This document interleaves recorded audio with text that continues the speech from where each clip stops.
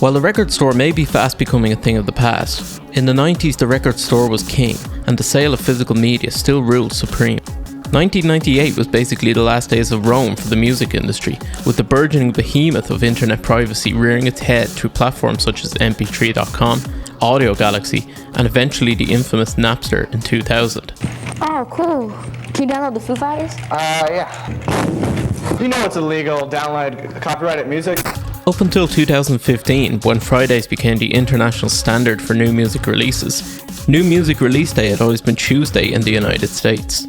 One particular Tuesday late into 98 summed up the lavish hunger for high-profit physical music sales.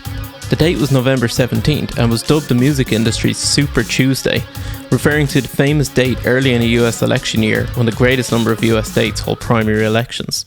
The nefarious aspect of this moment was summed up by head of Bad Boy Records, Sean Puffy Combs, when he declared that people are putting out albums because it's the holiday, not because the albums are ready. There's a lot of greed out there. This so-called Super Tuesday was to feature new album drops from some of the biggest names in the music industry, with Garth Brooks releasing his Double Live, Whitney Houston her My Love Is Your Love, Ice Cube's War and Peace Volume 1, Jewel's Spirit, Method Man's Tycho 2000 Judgment Day, and Mariah Carey's Number Ones, all releasing on the date. Flash forward to 2001 and the music industry was getting ready to have its next Super Tuesday, this time set back further before the holidays, with the date set for Tuesday, September the 11th. Again, this was to feature releases from some of the biggest names in the music industry of the day, with the likes of Jay-Z, Mariah Carey and Bob Dylan all set to release new records. As well as this, there was a slew of metal releases also set for the date, including Slayer's God Hates Us All, Akerkake's Goat of Mendes, POD's Satellite, Soil's Scars, Biohazard Uncivilization, and undoubtedly the most instantly infamous, Dream Theater's Live Scenes from New York, which featured a depiction of the New York City skyline in flames on its front cover, an all too eerie coincidence that is made somehow even more eerie given the fact that it was one of two album covers that year to depict the World Trade Center in flames. The second being veteran hip-hop act The Coos' Party Music, which is said to have been set to go to print on the morning of September 11th before being hurriedly recalled and the artwork changed. Dream Theater hurriedly recalled the album and reissued with new artwork, leaving the ones already purchased as sought-after collector's items today. Slayer,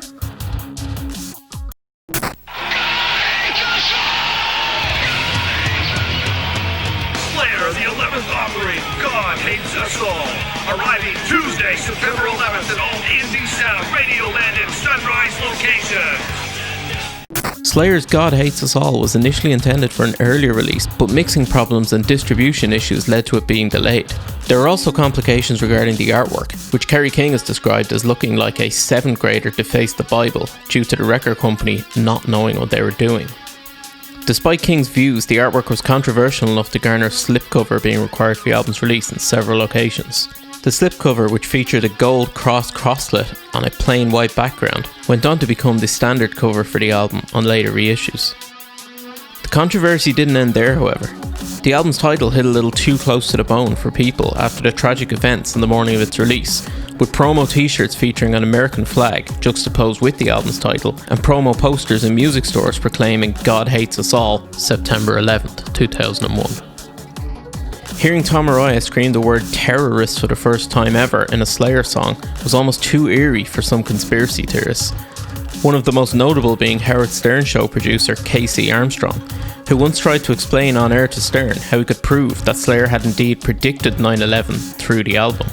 Coincidentally, this isn't the only time Araya will be heard screaming the word terrorist on a song in 2001, with him also featuring on a track called Terrorist on Soulfly's second album, Primitive, released just 2 weeks after 9/11. It's also worth noting that this song is followed by a track named The Prophet and preceded by a track named Boom. This will be one of 3 tracks released that year containing the word boom, with Saliva releasing Click Click Boom earlier in the year, and POD featuring a song called Boom on their 9/11 release, Satellite.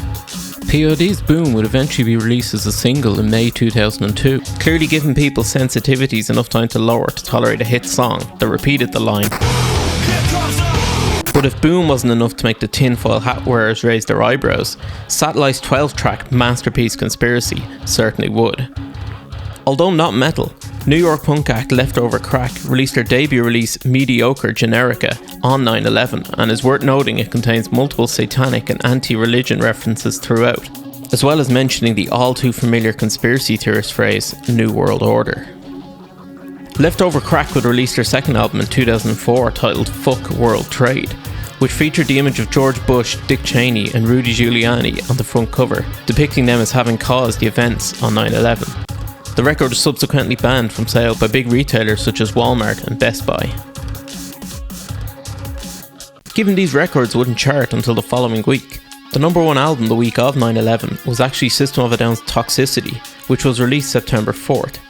This was enough of a link for conspiracy theorists to trawl for any deeper significance into the album's lyrics and how they might relate to the events of September the 11th. For obvious reasons, the fourth track, Jet Pilot, stuck out straight away, given not just its title, but also its references to flying over a great bay and skies turning grey. It is worth noting, however, that there was a famous American racehorse called Jet Pilot who won the Kentucky Derby in 1947, and these typically ambiguous lyrics from Serge Tankian, which mention a horse in the first line, could be interpreted in many different ways.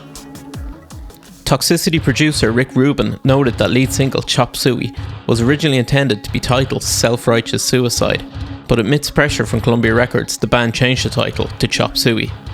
The lyrics remained unchanged, of course, and after the events of 9/11, they were deemed too controversial by behemoth media company Clear Channel Communications, a company that owned 830 radio stations at the time, who added it to their list of songs deemed unsuitable to be played following the day's events.